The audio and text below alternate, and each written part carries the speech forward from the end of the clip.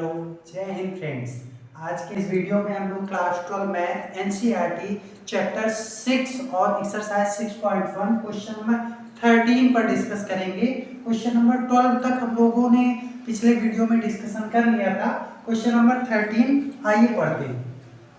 एक गुब्बारा जो सदैव गोलाकार रहता है, गुब्बारा है जो गोलाकार रहता है का परिवर्तनशील व्यास, इसमें व्यास दिया है यानी कि डायमीटर दिया गया है कितना 3/2 इंटू 2x+1 x के सापेक्ष आयतन के परिवर्तन की दर ज्ञात कीजिए। तो देखिए सबसे पहले आपके पास जो व्यास दिया गया है आप उसको नोट कर लीजिए। जब आप सॉल्व करेंगे तो जो गिवन व्यास है d, आप लोगों ने छोटी कक्षाओं में भी पढ़ा है कि यदि व्यास दिया है तो त्रिज्या कैसे निकालते हैं, 2 से डिवाइड करके। तो रेडियस क्या हो जाएगी, इसी में 2 से डिवाइड करेंगे तो 3/4 2x+1। अब गुब्बारा है जो कि गोलाकार रहता है तो गोले का आयतन v बराबर 4/3 πr3। ये किसका आयतन, गोले का आयतन। अब v = 4/3 पाई r की वैल्यू इसमें पुट कर देंगे। r की वैल्यू क्या है 3/4 इंटू 2x+1 का पूरे का क्यूब। r की वैल्यू यहाँ पुट कर दी। v = 4/3 पाई इंटू 3 का क्यूब 27/4 का क्यूब 64 और 2x+1 की पावर 3। अब देखिए 3 से कट जाएगा 9 आ जाएगा, 4 से कट जाएगा 64 आ जाएगा। v = 9 पाई 64 को काटेंगे तो 16 आएगा, 16 और 2x+1 की पावर 3। अब देखिए इसमें कह रहा है x के सापेक्ष परिवर्तन की दर, तो आपको क्या निकालना है dv/dx इक्वल टू इसका डेरिवेशन किया, अवकलन किया तो 9 पाई/16 इंटू 3 और 2x+1 का किया तो 2x का क्या हो जाएगा 2 हो जाएगा और +1 का 0 हो जाएगा और इसकी पावर सबसे पहले तो देखिए पावर 3 है तो 2x+1 का होल स्क्वायर और फिर चेन रूल से 2x+1 का करेंगे तो 2x का हो जाएगा 2, 1 का 0। तो ये कैलकुलेट कर लेंगे, 2 से 16 कटेगा 8 आएगा और 9 पाई/9 का 3 में मल्टीप्लाई किया तो 27 पाई/8 और 2x+1 का होल स्क्वायर। यही इसका आंसर हो जाएगा, यही आयतन के परिवर्तन की दर होगी।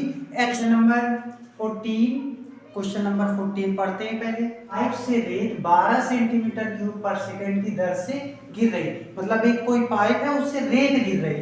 तो जब भी कभी आपने देखा होगा रेत है या कोई भी सब्सटेंस हम ऊपर से गिराते तो वो एक क्यूबिकल कोनिकल शेप ले लेता है, शंकु के आकार का हो जाता है।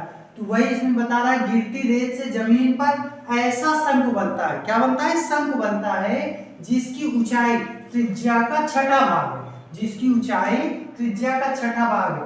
यदि त्रिज्या 6 है तो ऊंचाई 1 होगी, इसका छठा भाग 6 का छठा भाग क्या हो जाएगा 6 से भाग दे देंगे 1 आ जाएगा। यानी कि रेडियस और हाइट में जो रेशियो है h = 1/6 r हो जाएगा।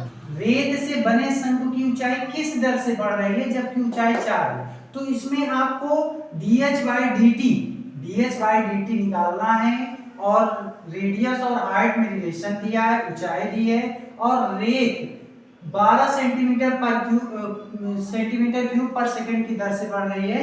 यानी कि इस क्वेश्चन में आपको क्या गिवन है, ये क्यूब से आपको पता चल जाना चाहिए कि वॉल्यूम गिवन है, और यदि सेंटीमीटर स्क्वायर होता तो पृष्ठीय क्षेत्रफल यानी कि सरफेस एरिया दिया होता। तो आप इसमें क्या लिखेंगे dv/dt की वैल्यू दी है 12 सेंटीमीटर क्यूब पर सेकेंड और हाइट और रेडियस में रिलेशन दिया है h = r/6। इसी को हम कह सकते हैं 6h = r, यानी कि r की वैल्यू क्या है 6h। और आपको क्या निकालना है dh/dt at h equal to 4 centimetre आपको निकालना है। तो अब देखिए इसको जब आप सॉल्व करेंगे तो सॉल्व करते समय सॉल्व आपको कहां से शुरू करना है, वॉल्यूम दिया है, आयतन दिया है तो आयतन से ही निकालेंगे। तो v इक्वल टू क्या होता है फार्मूला, शंकु का कोण का वॉल्यूम का फार्मूला क्या होता है 1/3 pi R square h, 1/3 pi R square h और h v इक्वल टू पाई/3 और r इक्वल टू 6h। तो r की जगह आपने 6h का स्क्वायर किया इंटू h।